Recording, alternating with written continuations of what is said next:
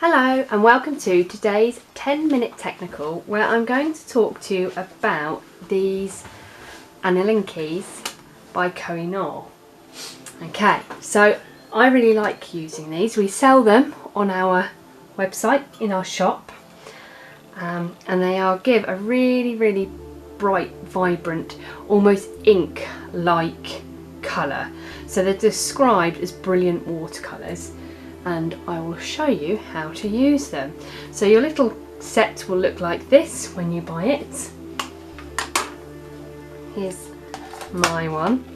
Okay, so you've got your palette of 12 colours. Now, the first thing I would recommend, because you'll notice down here, well actually starting from the top row here and all the way along, these colours all look identical, especially when your palette is brand new.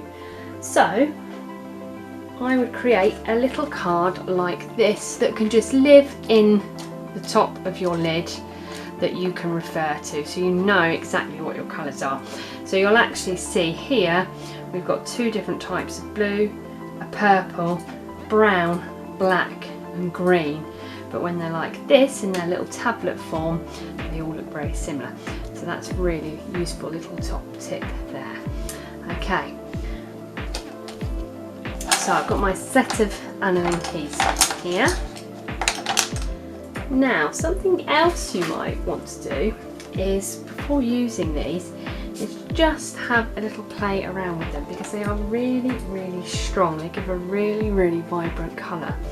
So a good tip is, if you have a piece of paper like this and you have your colours already painted on, you can actually use this as a colour palette, because if I get some water on my brush and I wet that colour, the colour is so strong it's actually going to give me some colour to paint with on my brush. You will need to change your water more often than you would do with watercolours. So think of these like dried ink. So they'll give you really vibrant colour, and there's a really high pigment amount in these, which gives you that strong colour. So it'll make your water much dirtier, much quicker. So go to my blue, and again, and that's just from dried paint. So that's just the Anilinky colours that I've painted on here. Let it dry, and they are so vivid and so strong that I can paint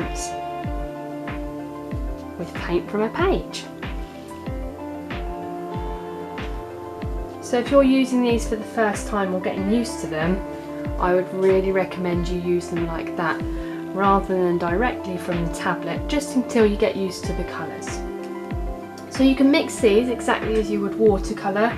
You will get slightly differing results because the pigment is so much stronger. Okay, so let me show you. So I'll approach it in the same way as I would my watercolour. So I'm going to wet my brush. And I'm going to start on my yellow.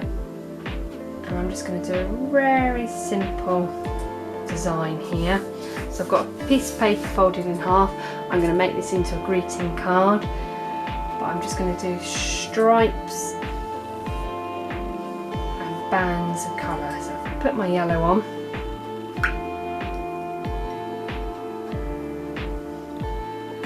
let's go to my red.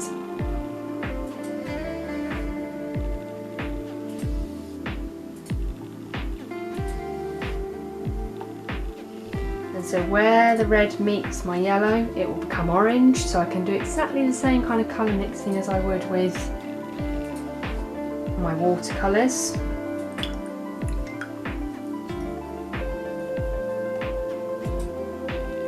I'm using my little reference sheet, so I know exactly which colours I'm going into.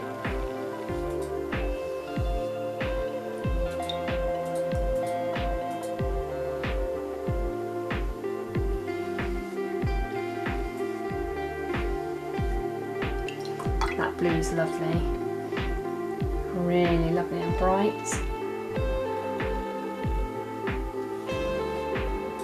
Go back to my purple. So you'll get a much more intense colour bleed as well with the Anilinkies. So if you've always wanted to have a go at ink and work in ink, these are a really good kind of entry level into doing that. Really nice and easy to use. They're quite hard to control, so can you see here I've got some real ink bleeding going on here. It's actually swirling around there in the yellow. So you can't control it as such, but it gives a really lovely effect. So it's harder to control than watercolour, but the colours are much, much more vivid.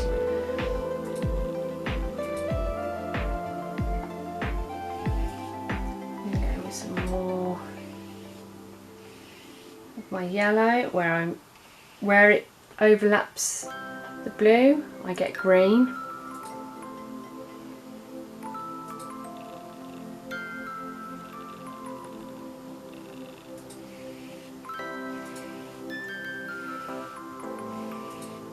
So if you paint over a colour that's started to dry, you will lift some of that colour, but you won't be able to completely blend that colour. Because the pigment is so strong, it soaks into the paper much more than watercolour does. So it's almost dyeing the paper. So you can't shift the colour around on the page as much as you can with watercolour. Another bit of red in down there, I think.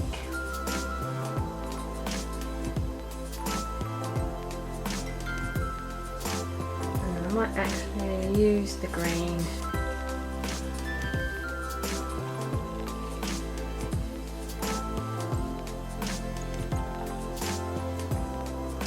In with some yellow just over the top of that.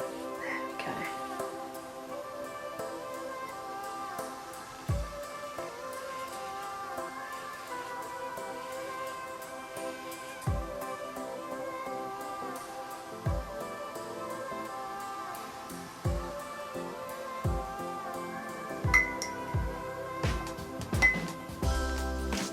And again, I could let that dry, I could go in with some more layers over the top of it.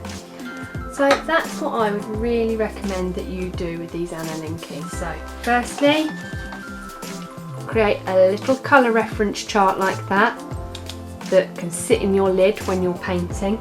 Just remember to remove it when you close the paints, because you don't want paper getting stuck in these. They become very sticky.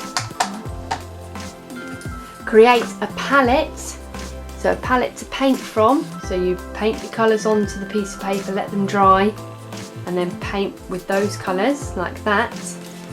Okay, and then lastly, just have an experiment like I have with just wet colour and put bands of colour over the top and have a play around, because you can even turn your little experiments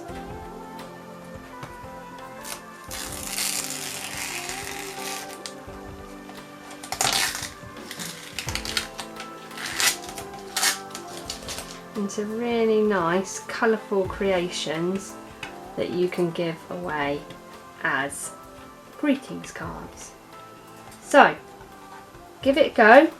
As always, let us know how you get on by sharing with us on social media, and as I said, those Anilinkies are available in our shop at somethinglessboring.co.uk. Thank you, bye!